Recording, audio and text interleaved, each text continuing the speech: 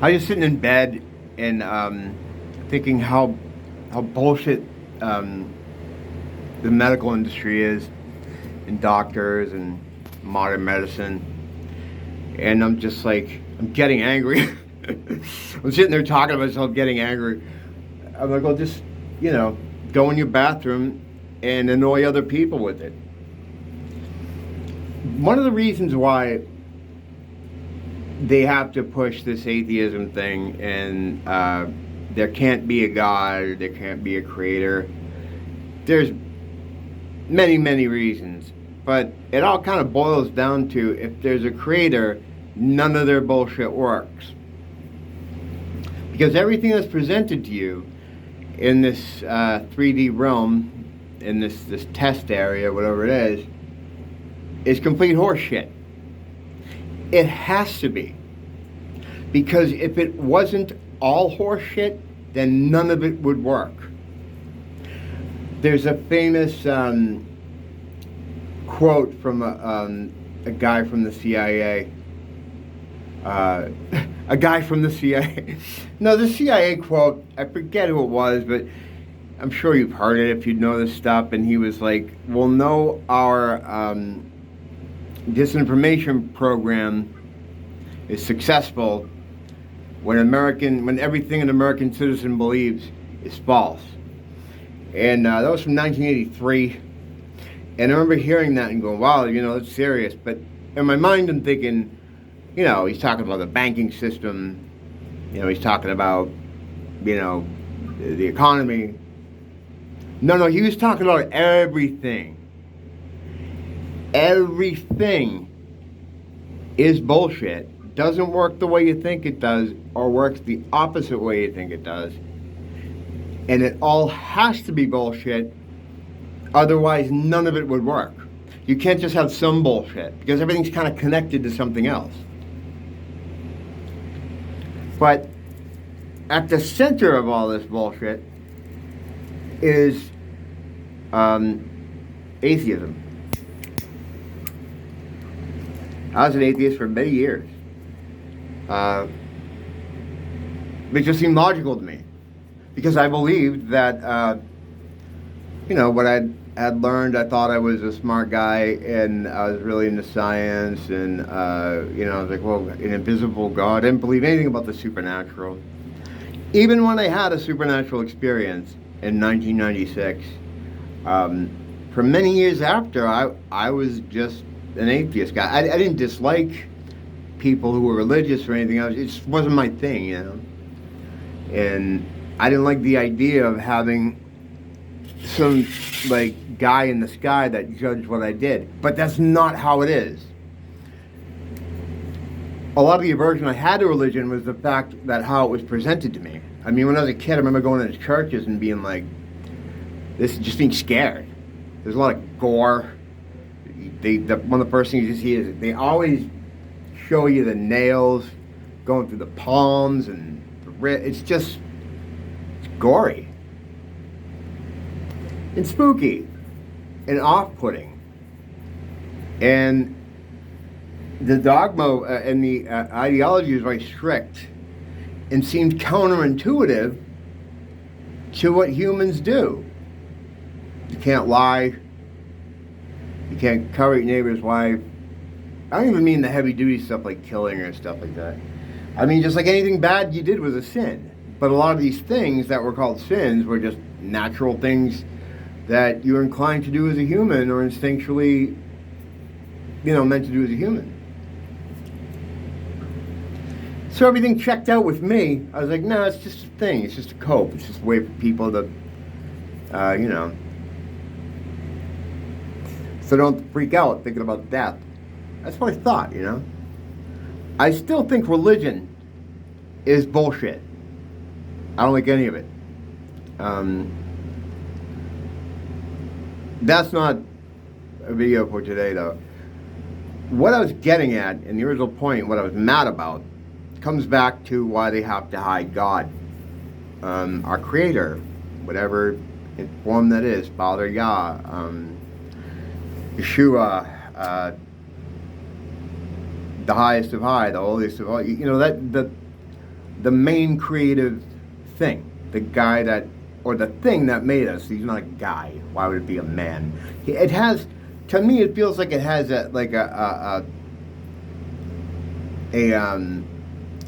masculine presence to it for some reason. But it's not a guy in a fucking chair. And all that shit they teach you. Growing up, I grew up Irish Catholic. I went to Bible school a little while. I got my communion, some other things. But it's supposed to make you disinterested in learning about spirituality. It's designed that way. And again, I'm not going to get off the road here and get into organized religion, but I think it's, I don't dig it. But the reason they have to hide God, in one of the many, I mean, there's a billion reasons. But they can't let you know you were created, or they have to hide that you were created. Because the body, the avatar that you put around in this area in, is just a perfect self-healing machine. Needs no doctors, and it certainly doesn't need invasive surgery. Imagine building a fucking Porsche, or like a DeLorean, or a Ferrari, like a one-of-a-kind. You know, like super souped-up car, beautiful. Only one made, one of one, okay? And you're like, oh shit, I think I need some oil. Pop the hood. Oh, well, there's no hood on it. What do you mean there's no hood on it? No, there's no hood on it. We're going to have to get a hacksaw or an electric saw and cut a hole in it. What? It's going to fuck up the whole car. It's not going to look good, and it's also going to fuck up all... Yeah, that's what we got to do. Why would you do that? Why would you build a machine like that, a beautiful machine like that, and make it so that you had to go inside? You wouldn't. You wouldn't.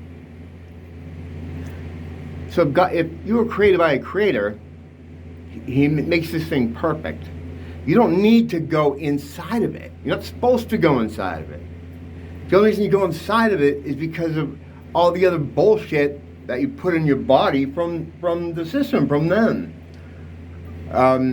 Even down the food you eat, or something you drank, or it's all designed to make you sick. And then eating 3 times a day, dude, you're turning your body into a waste treatment plant. You know, you gotta let things digest out of your system. If you keep shoveling food in there, your body's gotta just stick it somewhere for the time being and try to get rid of the most important things first. Inevitably, things just sit there. And what does that turn into? Illness. Becomes cancerous. Because you're eating too much. 3 meals a day is complete horseshit. Especially what they're telling you to eat, too. Have a big breakfast. It's mockery. It's the exact opposite of what you should be doing. In a Western diet, you need to, I mean, if you're eating any kind of Western diet, you need to do some fasting, man. You eat these big breakfasts, right? And then, you know, your system's like, oh, damn, I'm trying to get rid of this shit. Eggs, what's all this greasy stuff, all this stuff that doesn't belong in a body. And it's almost done shoveling out breakfast, and all of a sudden, down comes lunch. It's like, what the fuck? So your body shifts from doing anything involving self-healing, you know, trying to fix that thing that could possibly become glaucoma or gout, those things you would be repairing, has to go on hold to do more digestion. You become a waste fucking treatment plant. And you're just digesting all day. You're tired, you feel like shit. You're not optimized, man. You're not optimized. And eventually, you know, these pockets of food that had to go by the wayside, because your body does a bit of a triage. It tries to get rid of the most important, the most damaging things first, you know. And almost everything we eat is fucking damaging. I mean, this isn't real food. You know, If it grows on a tree, grows in the ground, or runs around, that's food. An Oreo cookie isn't food. A loaf of bread isn't food. I mean, fuck, are you kidding me? It's all preservatives. And the way it's set up is like, you can read the ingredients for this stuff, and you're like, well, it doesn't seem like there's any poison in it. It has gargum number 5, and you're like, that sounds weird. So you look at gargum number 5, and it's like, well, some kind of coloring, whatever. Not going to kill me. But you're going to have, like, say, skim milk with that Oreo cookie. And I'm just using 2 arbitrary foods that go together. You know, the skim milk also has something weird in it. Oh, it's added G7 whatever. Again, you look it up, it's not poisonous. What it doesn't tell you is what happens when you combine these elements together. They become new elements that are poisonous. It's very, and I don't think this was meant to be a truth drop, but Batman 89, Jack Nicholson was the Joker.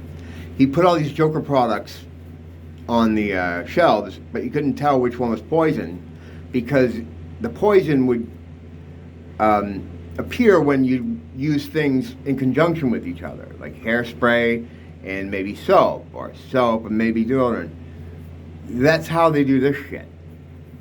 You know, you put on sunscreen because the sun's going to give you cancer, right? So you slop on all this stuff that was made in the factory in New Jersey. And again, you look at the ingredients, you're like, well, even these weird ones I looked up and they seem kind of benign. Well, what happens to glyphosate number 77 when it's heated up? When you have this stuff on you when you go out into the sun, and it changes its molecular structure and then becomes poisonous, is the sun giving you cancer? Or is that shit made in New Jersey that you slather all over you giving you cancer when it heats up? They don't put the poison ingredients on the box because there really is no poison ingredients on its own. It's when they're used in conjunction with each other. And food is like that. And that's how food is. But I meant to try to stay on a path here, but I went all over the place like I normally do. But you don't need doctors. It's all horseshit. I'll get more into it. Like, I'll try to pick a specific thing and just go through it. This is all common sense shit. You don't need to go to a Khazarian mafia guy in a white coat who, you know, paid $100,000 to get a piece of paper on his wall that he still owes money on, so he has to play by their rules and stay in the club, so he's got to tell you to take this and do that and not take this and not do that. Any kind of holistic medicine is, you know, not considered good for you. But all their stuff made in a lab in New Jersey is good. I don't know why I'm picking on New Jersey. But yeah, the thing that was just getting me crazy is that you would never build a perfect machine. If you needed to change the oil in your body, God would have put a hood on your fucking rib cage so you could open it up. You know, you wouldn't get this beautiful car and then be like, oh yeah, we gotta drill a hole in it. It's like, wait, what? Why? But I think I threw the ideas out here. Just stuff to think about.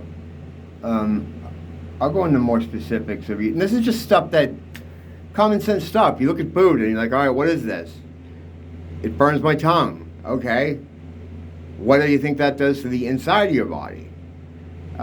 It'll inflame it, you know, and then you have inflammatory food going on in your body, and then you get bloating, and, you know, it's not this mysterious thing that you have to go to school for. It's all pretty common sense. Like giving someone this machine with absolutely no way to understand how it works except for talking to experts, that doesn't wash out with me. Actually, wash out would be a bad thing, wouldn't it? You know what I'm saying. And I got nothing against church.